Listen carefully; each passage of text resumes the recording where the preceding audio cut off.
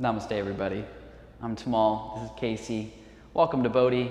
We're doing another session of yoga for absolute beginners. Today, we're going to begin at a wall. So if you need to find a wall somewhere in your house where you can still watch, that is preferred.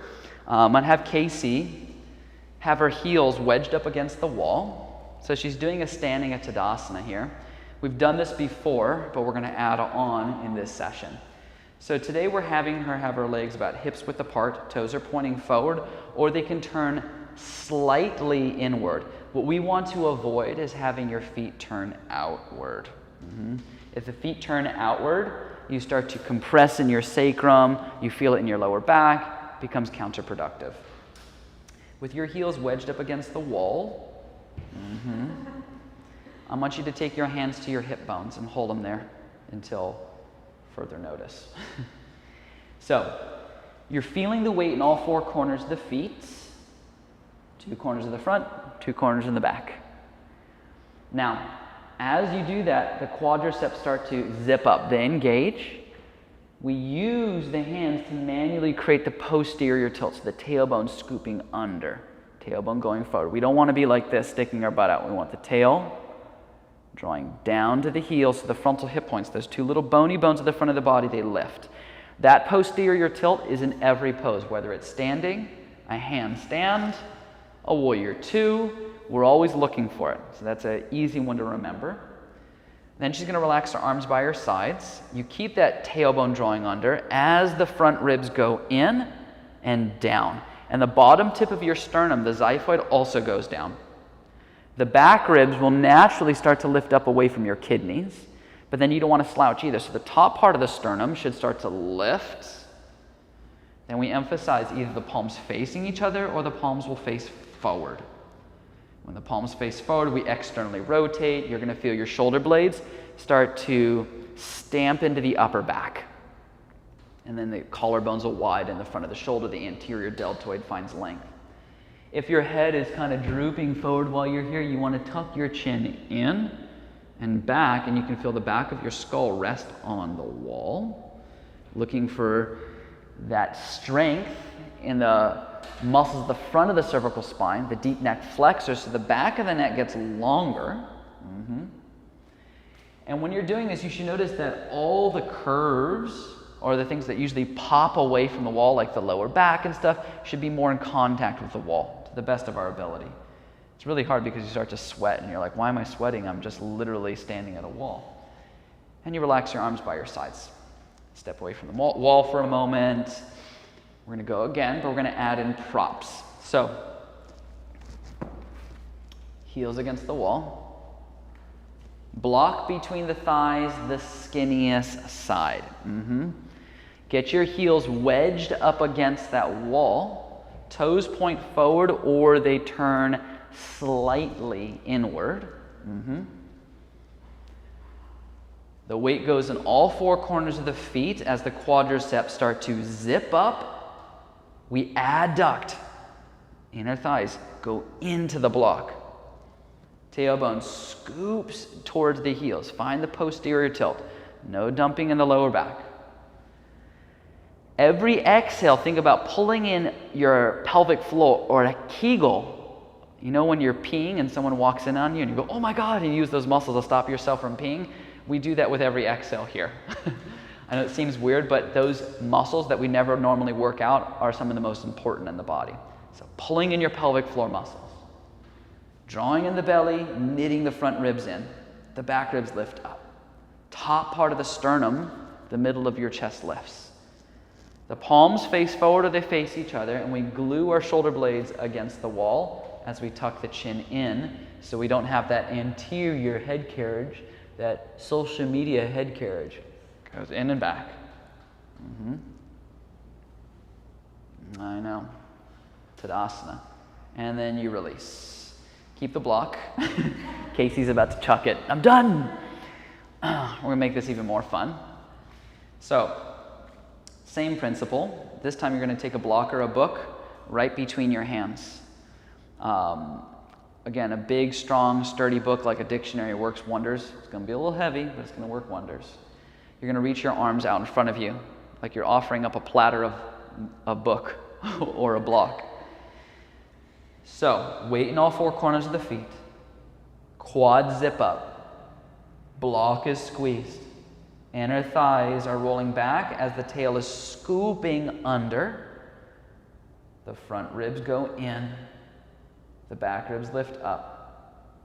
Now, reach your arms up above your head. Urdhva Hastasana. As we're here, the shoulders want to creep up into the neck and the ears. So soften the shoulders down as the biceps go more in line with the cheekbones. You'll notice that your arms will probably shake. Your whole body's going to shake because it's like, what are you doing? Why are you correcting my posture?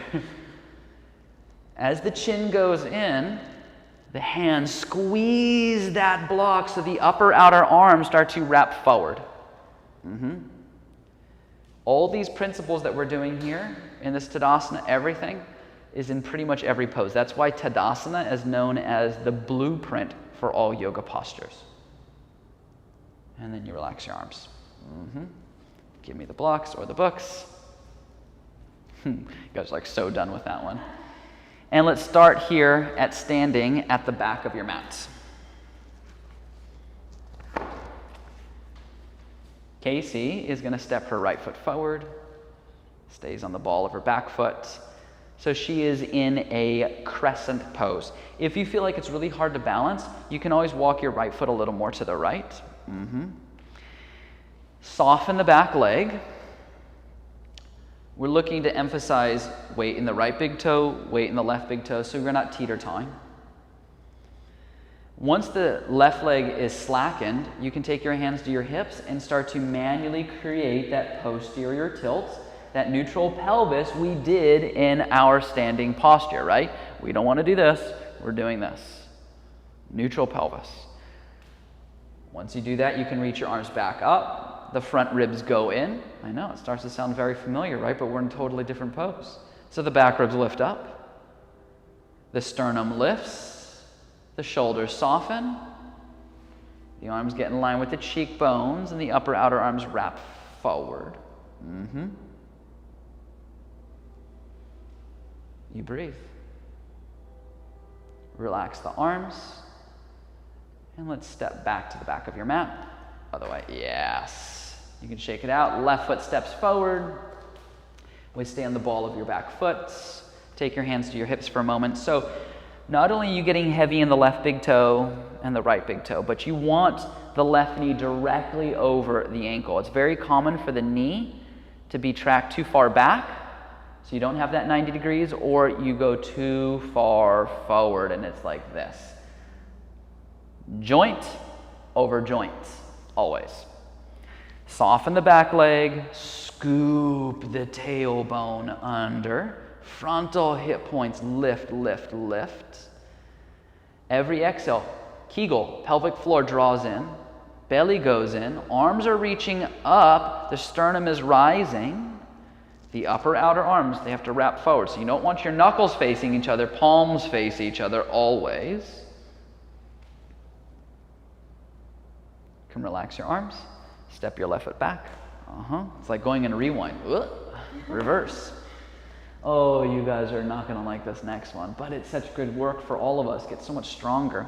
Right foot steps forward, stay on the ball of the back foot. Hold the block out, framing the widest side, arms out in front of you like you're serving up a book or a platter of yoga. You sink into the front knee so it's at 90. We soften the back knee. We draw the tailbone under. Now we know how to do it without our hands. The frontal hip points lift. The front ribs start to sandwich in. The back ribs lift up. The arms raise above the head. Biceps in line with the cheekbones if you can. We start to squeeze the block with just the palms, not the fingers. You can even let the fingertips move away from the block, and so the palms are doing the work. The shoulders soften down. The upper outer arms wrap forward. Breathe, breathe, breathe. Shake, shake, shake.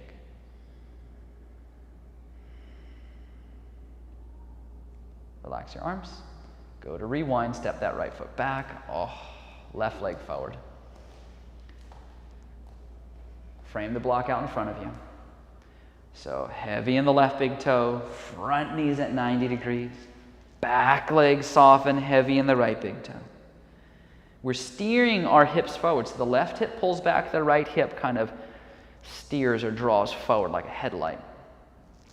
Tailbone cycles under, frontal hip points lift up, front ribs knit down, back ribs lift up, arms lift above the head. Shoulders soften, soften, soften. We squeeze that block with the palms. The upper outer arms wrap forward. You're trying to like buckle those triceps towards each other.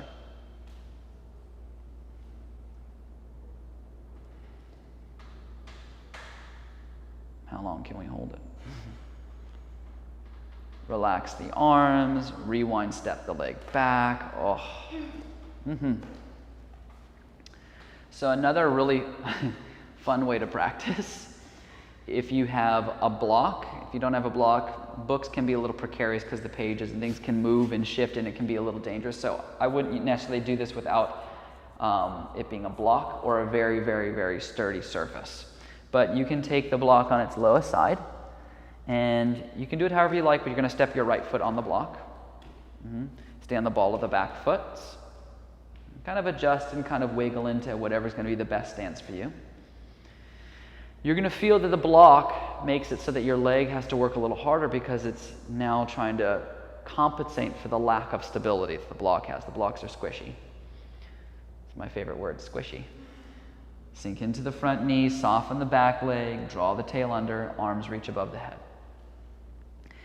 And if you're feeling like you want an extra fun, you block it up there as well. 2 blocks in a crescent. We're always looking for ways to creatively challenge ourselves while keeping appropriate structure.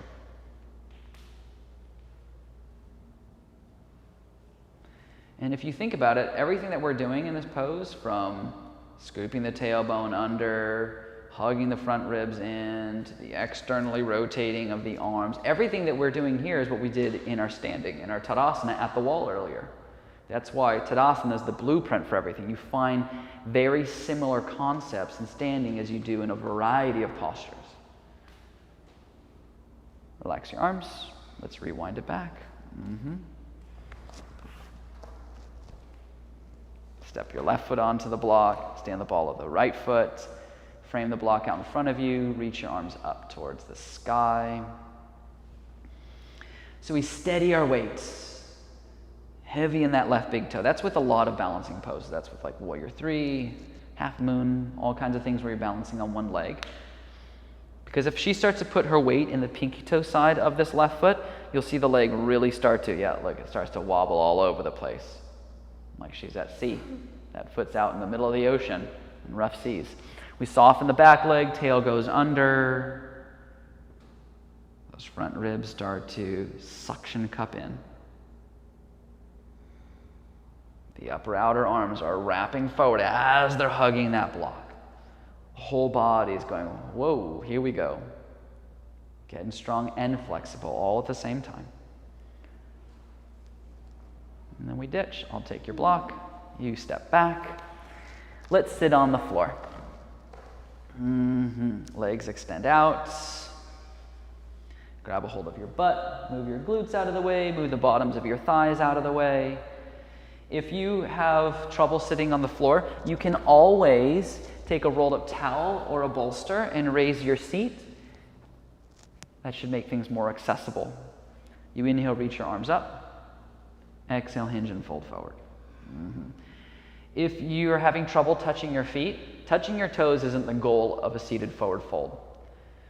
The goal of a seated forward fold or any posture is, are you getting anything out of it? It's not about the depth of the pose. It's what are you getting out of it? If it's a little bit of flexibility, a little bit of sensation, a little bit of toning, then you're getting what you need. So if right now you're only touching your knees or shins, that's beautiful. If you can still feel the muscle fibers and the hamstrings lengthening, then you got it all going on. If you really want to use a prop, you can grab a shirt or a towel and you can loop it around your feet, and the towel or that shirt will act as an extension pole for your arms. Breathe.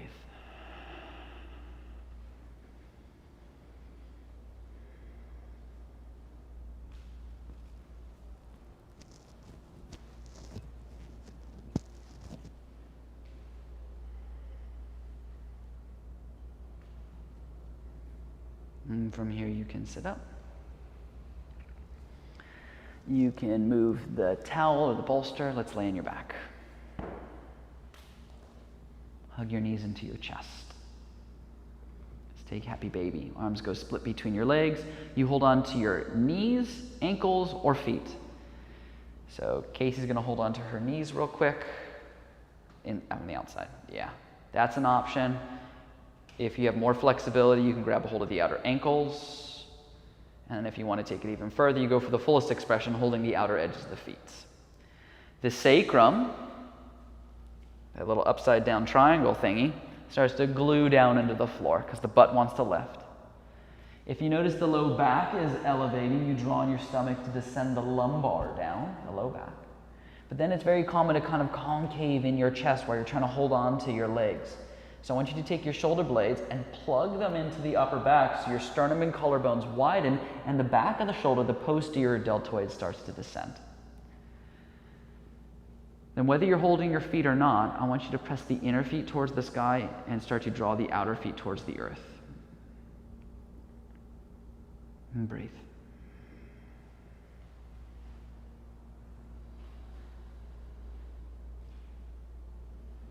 Hug your knees to your chest.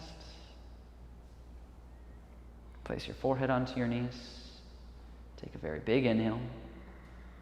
Hold your breath. And then let it go. Sprawl open. Shavasana, a nice little trick, pro tip, is you take a towel or a bolster and you slide it directly underneath your knees for your Shavasana, and it makes it really comfortable for your lower back. No strain. I'm going to invite you to stay here for a good 2 to 5 minutes. You could even stay here for an hour if you want to, if you ever know where to go. But we'll take a Shavasana. Shavasana is the restorative portion of the practice where we rejuvenate our entire body and our mind. It's like the reset button. As far as I'm concerned, I'm going to sign out. You can unplug. Thank you for practicing with me today. I'm Tamal Dodge. Another session of Yoga for Absolute Beginners. Enjoy. Namaste.